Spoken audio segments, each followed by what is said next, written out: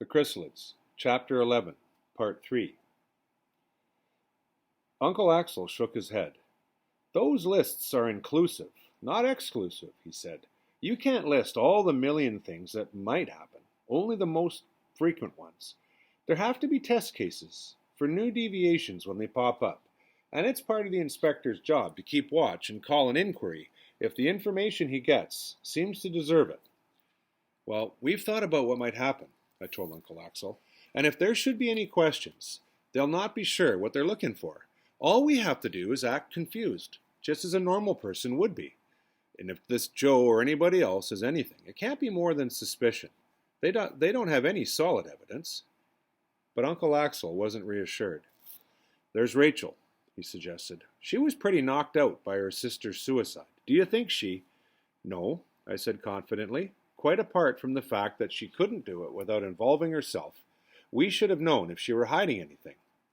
Well then, there's young Petra, he said, and I stared at Uncle Axel. How did you know about Petra? I asked.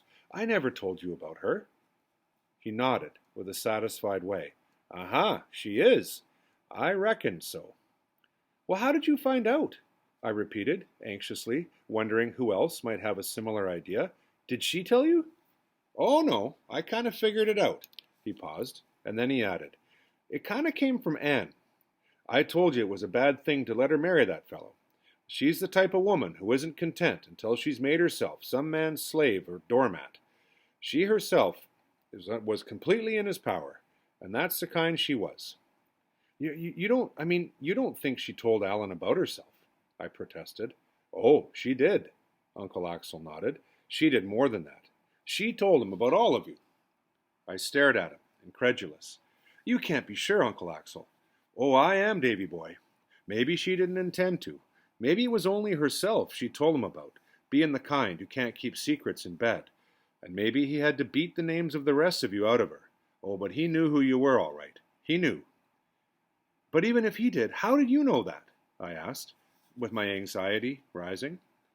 He said, A while ago, there used to be a bar down on the waterfront in the city of Rigo.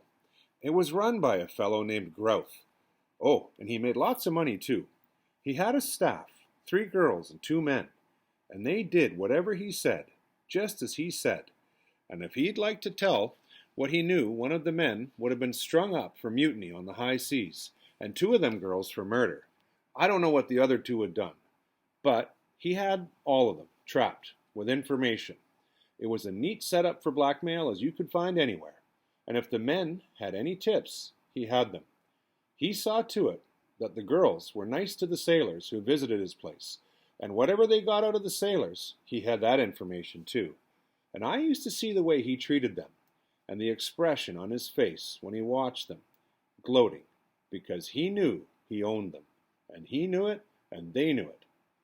He would have to only frown, and they would dance. And Uncle Axel paused, reflectively. You'd never think you'd come across that expression on a man's face in a church in Waukenak, of all places, would you? And it made me feel a bit sick when I did.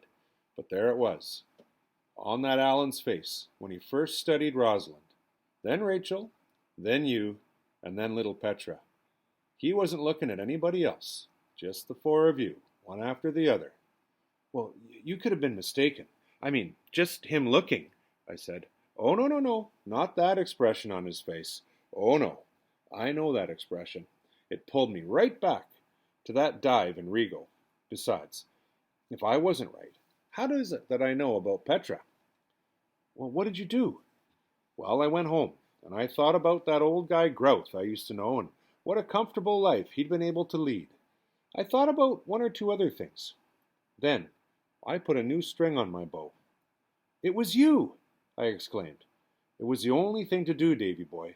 Of course, I knew Anne would reckon it was one of you that had done it, but she couldn't complain about you without giving herself away, and her sister too.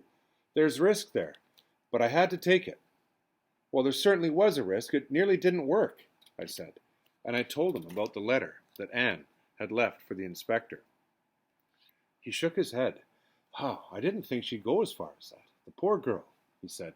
All the same, it had to be done, and quickly. Alan wasn't no fool. He'd see to it that he was covered. Before he actually began on you, he would have written down everything he knew somewhere to be opened in case he died. And he'd see that you knew about that note too. It would have been a nasty situation for all of you. And the more I understood it, the more I realized how nasty it would have been. You took a big risk for us, Uncle Axel, I told him. He shrugged. Very little risk for me against a great deal for you, he said. And presently we came back to the matter in hand. But these questions can't have anything to do with Alan. That happened weeks ago, I pointed out. What's more, it's not the kind of information Alan would share with anyone else if he wanted to cash in on it. Well, there's one thing, Uncle Axel said. They can't know much, or they would have called an inquiry already, and they'll have to be pretty damn sure of themselves before they do call one. The inspector isn't going to put himself in a weak spot with your father if he can help it, or with Uncle Angus, for that matter.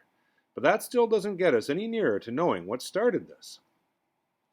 I was then pressed back again into thinking it must have something to do with the affair of Petra's pony. Uncle Axel knew of its death, of course, but not much else.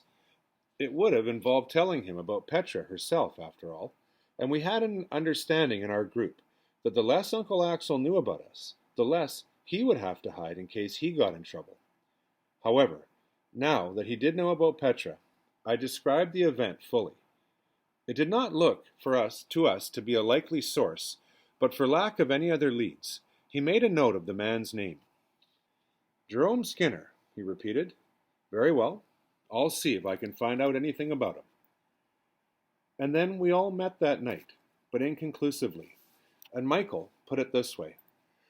Well, if you and Rosalind are quite satisfied that there's been nothing to start suspicion in your district, then I don't see that it can be traceable to anybody but that man in the forest. And he used a thought shape rather than bothering to spell out Jerome Skinner with letters. If he is the source, then he must have put his suspicions to the inspector in his district, who will then have handed it on as a routine report to the inspector over here. That will mean there are several people wondering already, and there's going to be questions going on about Sally and Catherine. And the devil of it is that everybody is more suspicious than usual because of these rumors of large-scale troubles from the fringes. But I'll see if I can find out anything tomorrow and let you know. But what's the best thing for us to do? Rosalind added. Nothing right now, I don't think, Michael advised. If we're right about the source, then you're in two groups. Sally and Catherine are in one, you, David, Petra in the other. The other three of us aren't involved at all yet. Don't do anything unusual, or you may cause them to pounce from suspicion. And if it does come to an inquiry, we ought to be able to bluff it by acting simple, as we had already discussed. But Petra is our weak spot. She's too young to understand. If they start on her and trick her and trap her, it might end up with all of us being sterilized and sent to the fringes. And that makes her the key point. They must not get a hold of her. It's possible there is no suspicion attached to Petra, but she was there, so she's part of it. If there's any sign of interest in her, it would be better to cut your losses and get her away. And if they do start in on her, they'll get it out of her somehow. Oh, very likely it'll all blow over, but just in case it does get bad, David will have to be the one responsible. David, it's your job to see that Petra isn't taken in for questioning at any cost. If you have to kill someone to prevent it, then you must do it. They wouldn't think twice about killing any of us if they had a chance. Don't forget, if anyone moves in at all, they'll be doing it to exterminate us, by the slow method, if not the quick. If worse comes to worse, and you can't save Petra, it would be kinder to kill her than let her be sterilized and banished to the fringes. A lot more merciful for a child of her age. Do you understand? Do you agree? And all of our agreements came in. And when I thought of little Petra, mutilated and thrust into Fringe's country, to perish or survive, as chance should have it, I agreed too. Very well, Michael went on, just to be on the safe side then, it might be best if the four of you and Petra were to make your arrangements to run for it at a moment's notice, if it becomes necessary. He went on explaining in more detail. It is difficult to see what other course we could have taken. Any obvious move by us would at once have brought trouble on the rest. And our misfortune lay in our receiving this information regarding inquiries when we did, and not 2 or 3 days earlier.